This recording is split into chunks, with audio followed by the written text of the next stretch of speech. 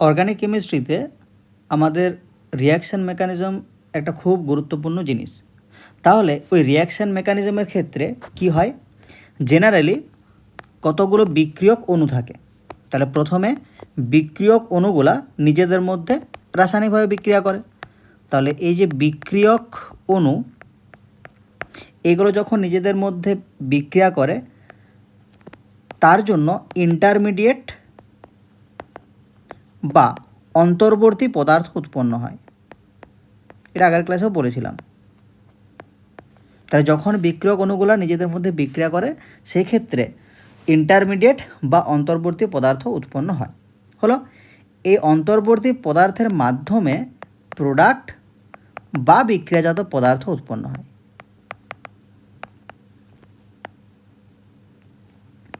হয়েছে?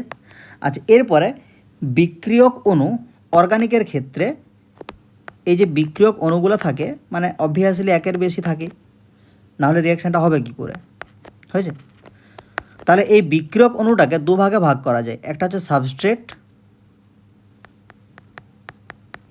আরেকটা হচ্ছে অ্যাটাকিং রিয়েজেন্ট। অ্যাটাকিং রিয়েজেন্ট বা আক্রমণকারী বিকারক। হলো, তাহলে অ্যাটাকিং রিয়েজেন্ট আবার দুই প্রকার। একটা হচ্ছে নিউক্লিওফাইল,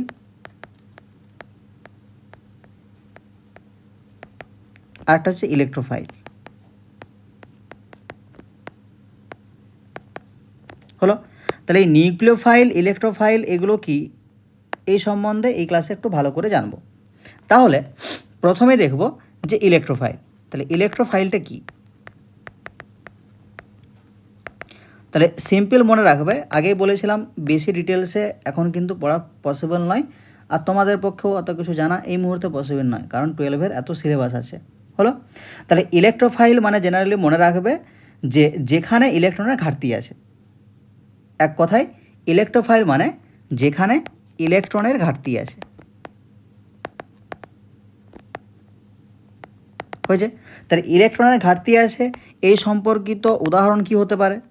ধরো NO2 প্লাস, এরকম একটা ক্যাটায়ন NO2 প্লাস, তাহলে যেখানেই প্লাস থাকে সেখানে নিশ্চয়ই ইলেকট্রনের ঘাটতি আছে। বা ধরো Cl প্লাস বা H plus, NO plus, CH3 CH2 plus, তাহলে যেখানে প্লাস থাকছে সেখানে ইলেকট্রনের ঘাটতি তো অবভিয়াসলি থাকবে, তার জন্য তারা ইলেকট্রোফাইল হিসাবে কাজ করে। হলো, এরপরে BF3, এটাও কিন্তু একটা ইলেকট্রোফাইল। তাহলে এটা ইলেকট্রোফাইল হিসাবে কীভাবে কাজ করে, মানে ইলেকট্রনের ঘাটতিটা এখানে কেন আছে বা কেন এটা ইলেকট্রন গ্রহণ করতে পারবে সেটা দেখব। তাহলে BF3-র ক্ষেত্রে তুমি যদি বোরনের কনফিগারেশন দেখো, বোরন মানে 5, তাহলে 1s2 2s2 2p1। হলো, তাহলে 2s-এ দুটো ইলেকট্রন আছে আর পিতে একটা ইলেকট্রন আছে। তাহলে এটা হচ্ছে গ্রাউন্ড স্টেটে। তাহলে এক্সাইটেড স্টেটে কী হয়, এই 2s থেকে একটা ইলেকট্রন এই 2p-তে জাম্প করে। হলো, তাহলে এই যে তিনটে ইলেকট্রন তোমার সিঙ্গেল হয়ে গেল, এই তিনটে ইলেকট্রন ফ্লুরিনের সাথে বন্ধন করে। হয়েছে? তার জন্য তোমার BF3টা তৈরি হয়। দেখো এখানে কিন্তু একটা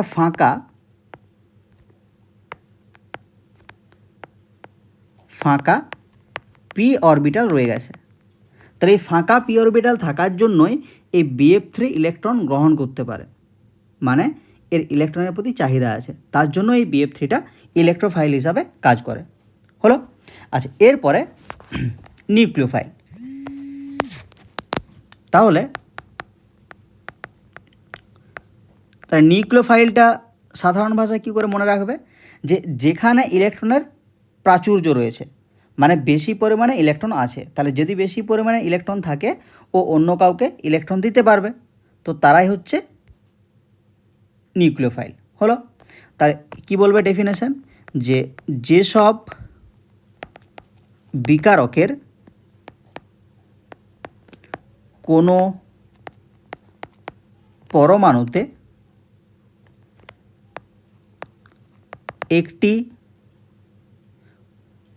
বা একের বেশি ইলেকট্রন জোড় থাকে, ফলে ইলেকট্রন দান করতে পারে তাদের নিউক্লিওফাইল, যেটাকে NU মাইনাস হিসাবেও দেখানো হয়, বলে। হলো, তাহলে এখানে এক্সট্রা ইলেকট্রন থাকতে হবে যাতে সে দান করতে পারে। তাহলে এটার উদাহরণ কী হবে? ধরো NH3, তাহলে নাইট্রোজেনে আমরা জানি লোন পেয়ার থাকে, তাহলে লোন পেয়ার যদি থাকে অন্য কাউকে দান করতে পারবে, তার জন্য এটা নিউক্লিওফাইল। ধরো জল, তাহলে H2তে অক্সিজেনে দুটো লোন পেয়ার থাকে, তাহলে এও দান করতে পারবে, তাহলে এটাও একটা নিউক্লিওফাইল। ধরো CN মাইনাস, তাহলে এর স্ট্রাকচার কীরকম হয়? C≡N, C এর মাথায় মাইনাস, তাহলে এটাও ইলেকট্রন দান করতে পারবে, তার জন্য এটাও নিউক্লিওফাইল। এই যে C মাইনাস মানে কি এক্সট্রা ইলেকট্রন আছে, তাহলে ইজিলি দান করতে পারবে। ধরো RO মাইনাস, যেখানে আটটা অ্যালকাইল গ্রুপ, তাহলে এখানেও অক্সিজেনে এমনিতে দুটো লোন পেয়ার থাকে, মাইনাস থাকার জন্য আরও এক্সট্রা থাকবে একটা, তার জন্য এও দান করতে পারবে, তাহলে এটাও নিউক্লিওফাইল হিসাবে কাজ করতে পারে। ধরো H মাইনাস, তাহলে এটাও ইলেকট্রন দান করতে পারে, তার জন্য এটাও নিউক্লিওফাইল। হলো, তাহলে এই হচ্ছে জেনারেল ইলেকট্রোফাইল আর নিউক্লিওফাইল। এরপরে অর্গানিকের রিয়াকশান কত ধরনের হয়, মানে জেনারেলি আর কি। তাহলে একটা হচ্ছে সাবস্টিটিউশন রিয়াকশান,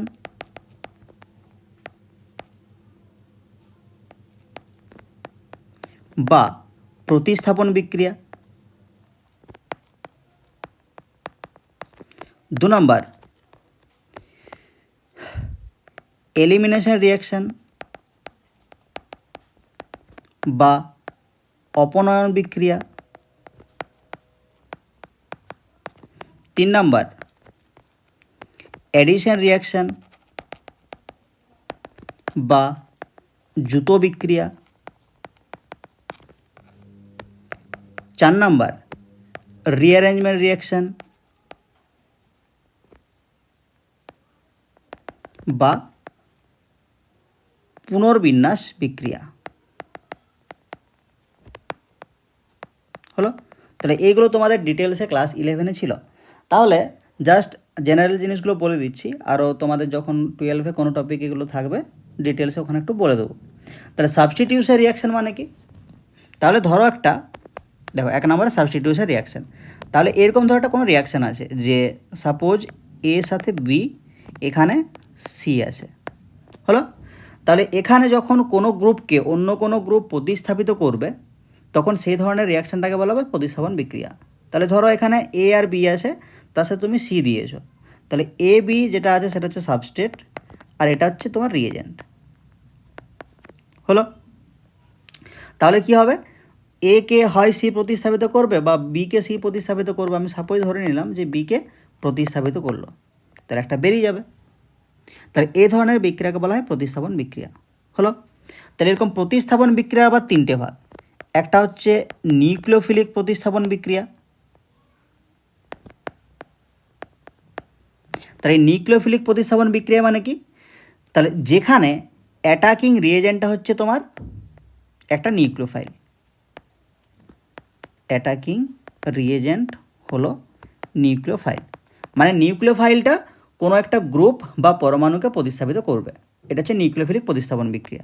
আচ্ছা, আরেকটা হয় ইলেকট্রোফিলিক প্রতিস্থাপন বিক্রিয়া। তাহলে এটাই কি বলবে যে অ্যাটাকিং রিয়েজেন্ট যেটা সেটা হচ্ছে একটা ইলেকট্রোফাইল, তাহলে একটা ইলেকট্রোফাইল কোনো গ্রুপ বা পরমাণুকে প্রতিস্থাপিত করবে, তাহলে এটা গেল ইলেকট্রোফিলিক প্রতিস্থাপন বিক্রিয়া। আচ্ছা, এরপরে কি হয়? মুক্তমূলক প্রতিস্থাপন বিক্রিয়া। তাহলে এটা কি? যেখানে অ্যাটাকিং রিয়েজেন্ট হচ্ছে কোনো একটা ফ্রি রেডিক্যাল বা মুক্তমূলক, তাহলে সেটা কোনো গ্রুপ বা পরমাণুকে প্রতিস্থাপিত করবে, তাহলে সেই ধরনের বিক্রিয়াগুলো বলা হবে মুক্তমূলক প্রতিস্থাপন বিক্রিয়া। হলো, তো এটা গেল সিম্পল প্রতিস্থাপন বিক্রিয়া। এরপরে প্রতিস্থাপন বিক্রিয়ার আবার অনেকগুলো ভাগ হয়, যেমন SN1, SN2, তো এইগুলো ডিটেলসে তোমাদের আবার ক্লাস 12-এ আছে, 11-এও ছিল, 12-এও আছে, তো এগুলো না হয় তখন আরেকবার বলা হবে। হলো, আচ্ছা, এরপরে যেটা আছে তোমাদের ধরো জুতো বিক্রিয়া।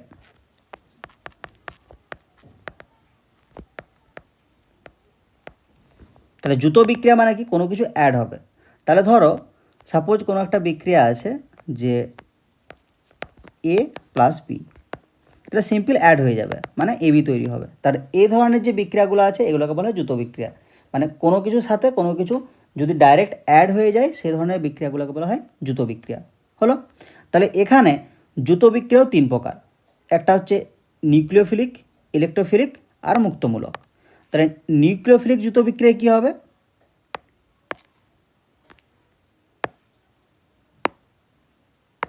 দেখো এটা থেকে করে দিচ্ছি। তাহলে একটা গেল নিউক্লিওফিলিক, আর একটা হচ্ছে ইলেকট্রোফিলিক, আর একটা হচ্ছে মুক্তমূলক। হয়েছে? তাহলে নিউক্লিওফিলিক যুত বিক্রিয়ায় একটা নিউক্লিওফাইল যুক্ত হয়ে যাবে, তার নিউক্লিওফিলিক যুত বিক্রিয়া, মানে এখানে কোনো একটা নিউক্লিওফাইল যুক্ত হয়ে যাবে। তার আক্রমণকারী বিকারকটা নিউক্লিওফাইলেই, কিন্তু নিউক্লিওফাইলটা ওখানে যুক্ত হয়ে যাবে, কাউকে প্রতিস্থাপিত করবেনি। হলো, আচ্ছা ইলেকট্রোফিলিকে, তাহলে ইলেকট্রোফাইল বা ইলেকট্রোফিলিক যুত বিক্রিয়া, এখানে কি হবে, যেটা যুক্ত হচ্ছে সেটা কোনো একটা ইলেকট্রোফাইল। হলো, আচ্ছা মুক্তমূলক যুত বিক্রিয়া, তাহলে এখানে যেটা যুক্ত হবে সেটা কোনো একটা মুক্তমূলক বা ফ্রি রেডিক্যাল। তাহলে এটা হচ্ছে তোমার যুত বিক্রিয়া। হলো, এরপরে 2 নম্বর ধরো অপনয়ন বিক্রিয়া।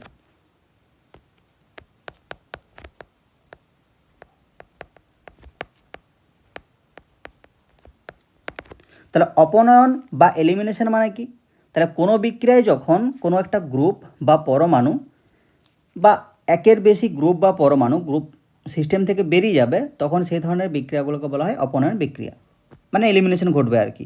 ধরো এরকম কিছু একটা আছে, এ বি সি, এরকম কোনো একটা যৌগ আছে, এখানে তুমি ধরো কিছু একটা দিয়ে দিলে রিয়েজেন্ট। হলো, তুমি দেখলে যে এখান থেকে পেলে এ বি তার সাথে সি, তাহলে দেখো এ বি সি ছিল তিনটে একসাথে অ্যাটাচ ছিল, সেখান থেকে তুমি এ বি পেলে তার সাথে আলাদাভাবে সি পেলে, মানে সিটা বেরিয়ে গেল। তাহলে যেহেতু এখান থেকে কোনো গ্রুপ বেরিয়ে যাচ্ছে, তার জন্য এটাকে বলছি আমি এলিমিনেশন বা অপনয়ন বিক্রিয়া। হলো, এরপরে এলিমিনেশন আবার তিনটে ভাগ আছে, E1, E2, E1 সিবি। হয়েছে? তাহলে এগুলো তোমাদের ক্লাস 11-এ ছিল, এরপরে যদি কোনো জায়গায় কাজে লাগে অবভিয়াসলি বলে দেবো। হলো, তাহলে এই জেনারেল পার্টগুলো মোটামুটি দেখলেই হবে, তারপরে বাদবাকিটা ক্লাসেই হয়ে যাবে। আর পুনর্বিন্যাসটা এখানে দরকার নেই, যদি ক্লাসে কোনো জায়গায় দরকার পড়ে সেটা বলে দেবো। ওকে।